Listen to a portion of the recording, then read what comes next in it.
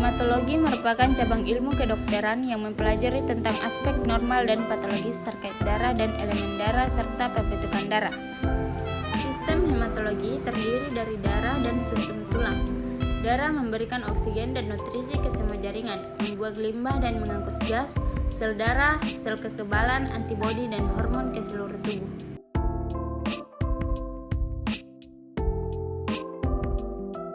Darah berupa jaringan cair meliputi plasma darah yang di dalamnya terdapat sel-sel darah. Satu darah terdiri dari dua komponen utama, yaitu plasma darah dan sel-sel darah yang meliputi sel darah merah, sel darah putih, dan keping darah. Komponen darah adalah unsur penting dalam tubuh manusia yang terdiri dari berbagai elemen yang bekerja bersama-sama untuk menjaga fungsi dan keseimbangan tubuh. Darah terdiri dari 4 komponen utama, yaitu plasma darah, sel darah merah, sel darah putih, dan keping darah. Nah, setiap komponen memiliki peran dan fungsi yang khas dalam menjaga kesehatan dan vitalitas tubuh manusia.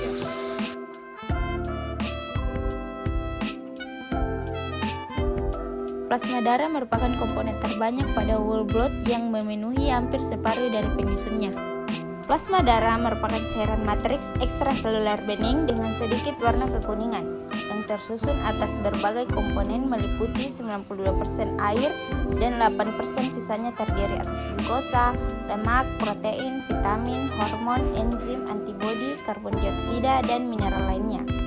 Warna kuning yang terdapat pada plasma darah merupakan pigmen warna yang diperoleh dari proses perombakan enterosit yang sudah tua, yakni bilirubin serta adanya pigmen karotenoid, hemoglobin, dan protein iron transferin.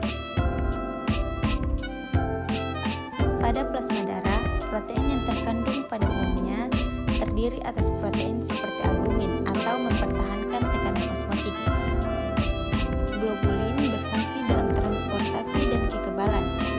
Fibrinogen yang terlibat dalam pembukaan darah dan hormon dengan enzim yang terlibat dalam regulasi. Plasma darah juga mengandung serum lipoprotein, yaitu senyawa biokimiawi yang mengandung protein dan lemak. Serum lipoprotein dapat berbentuk enzim, antigen, dan toksin. Sel darah merah atau eritrosit. Sel darah merah memiliki bentuk seperti cakram dengan cekungan di bagian sentralnya berdiameter 6,2 sampai 8,2 mikrometer dan dibungkus oleh membran sel dengan permeabilitas yang tinggi. Membran sel darah merah juga bersifat elastik dan fleksibel sehingga memungkinkan sel untuk menembus kapiler atau pembuluh darah terkecil. Setiap eritrosit mengandung sekitar 300 juta molekul hemoglobin yang dapat mengikat oksigen, dan sel darah merah eritrosit berfungsi untuk mengedarkan oksigen ke seluruh jaringan melalui pengikatan oksigen oleh hemoglobin. Hemoglobin mengikat oksigen sehingga menjadi oksihemoglobin atau HbO2. Eritrosit juga berfungsi untuk membawa karbon dioksida ke paru-paru. Hemoglobin berikatan dengan karbon dioksida di bagian asam amino pada globin, sehingga disebut karbaminohemoglobin atau HbCO2. Nah, hanya 20% karbon dioksida dalam darah yang terikat pada karbaminohemoglobin dan 80% sisanya berbentuk ion bikarbonat. Nah, pembentukan ion bikarbonat dipengaruhi oleh enzim karbonat anhidrase yang terdapat di dalam eritrosit. Eritrosit dibentuk dari hemositoblas di sumsum tulang merah. Besi, asam amino, vitamin B12 dan asam folat yang penting untuk produksi eritrosit. Jumlah eritrosit pada laki-laki dewasa yang sehat sekitar 5,4 juta sel per mikroliter darah, sedangkan untuk wanita dewasa sehat berjumlah sekitar 4,8 juta sel per mikroliter darah.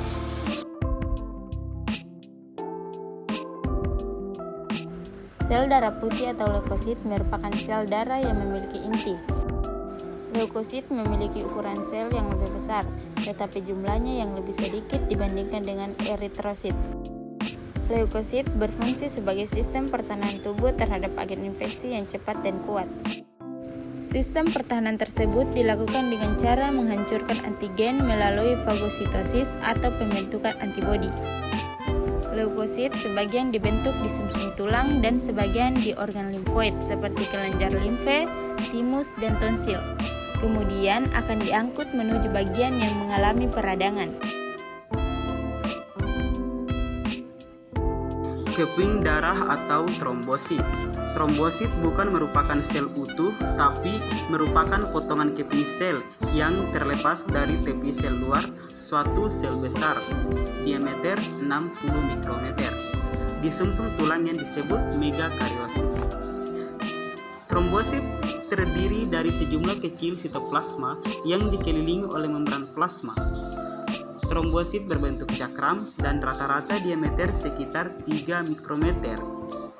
Permukaan trombosit memiliki glikoprotein dan protein yang memungkinkan trombosit untuk menempel pada molekul lain seperti kolagen dalam jaringan ikat. Dalam setiap mililiter darah pada keadaan normal terdapat sekitar 250.000 trombosit. Kisaran 150.000 sampai 350.000 trombosit atau milimeter kubik. Trombosit tidak mempunyai inti, namun terdapat organel dan enzim sitosol untuk menghasilkan energi dan mensintesis produk sekretorik yang disimpan dalam granul.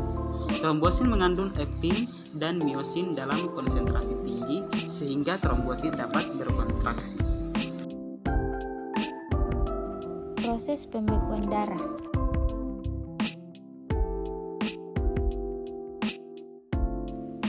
Darah beserta komponennya secara normal akan tetap berada pada fase liquid atau cairan selama berada dalam pembuluh darah. Apabila terjadi kebocoran pembuluh darah yang mengakibatkan darah keluar dari pembuluh, darah akan mengalami pembekuan menjadi fase gel. Darah pada fase gel ini apabila disentrifus akan menghasilkan cairan yang terpisah dari gelnya yang dinamakan serum. Serum merupakan plasma darah tanpa protein pembeku darah. Proses pembentukan gel tersebut dinamakan koagulasi, yang merupakan serangkaian reaksi kimia untuk menghasilkan benang-benang fibrin dari protein fibrinogen serta protein dan faktor-faktor lain yang terlarut pada plasma. Pembekuan darah adalah mekanisme hemostatis yang paling kuat dan dapat menghentikan hampir seluruh pendarahan di tubuh kecuali pendarahan hebat atau pendarahan yang sangat kecil yang tidak memerlukan mekanisme pembekuan darah.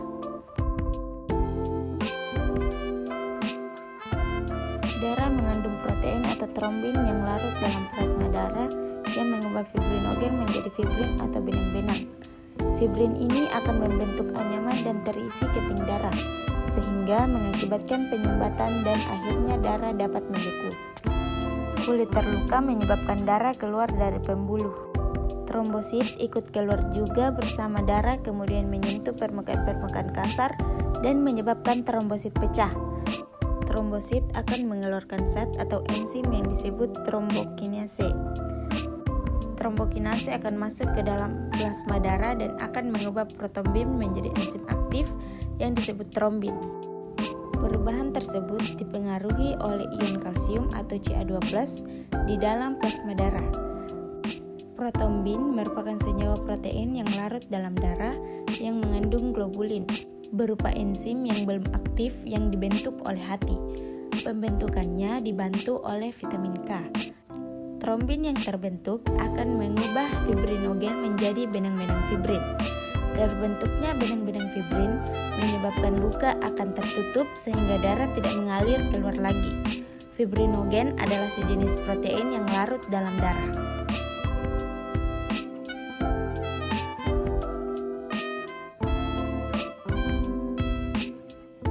Golongan darah. Golongan darah dikelompokkan berdasarkan ada atau tidak adanya zat antigen warisan pada permukaan membran sel darah merah. Hal ini disebabkan karena adanya perbedaan jenis karbohidrat dan protein pada permukaan membran sel darah merah tersebut. Dua jenis penggolongan darah yang paling penting adalah penggolongan sistem ABO dan sistem resus. Penggolongan darah sistem ABO. Penggolongan darah sistem ABO didasarkan pada ada atau tidaknya dua antigen pada permukaan eritrosit, yaitu antigen A dan antigen B. Seperti semua antigen pada eritrosit merupakan sifat yang diturunkan dan tetap tidak berubah dari lahir sampai meninggal. Golongan darah ABO dibagi menjadi 4 jenis kemungkinan, yaitu A, B, AB, dan O. Seorang ilmuwan bernama Karl Landsteiner berhasil menemukan 3 dari 4 golongan darah yang kemungkinan disebut sistem ABO dengan cara memeriksa golongan darah beberapa teman sekerjanya. Percobaan sederhana itu dilakukan dengan mereaksikan sel darah merah dengan serum dari para donor. Hasil percobaan itu menghasilkan 2 macam reaksi menjadi dasar antigen A dan B, dikenal dengan golongan darah A dan B, dan 1 macam tanpa reaksi atau tidak memiliki antigen yang dikenal dengan golongan darah O.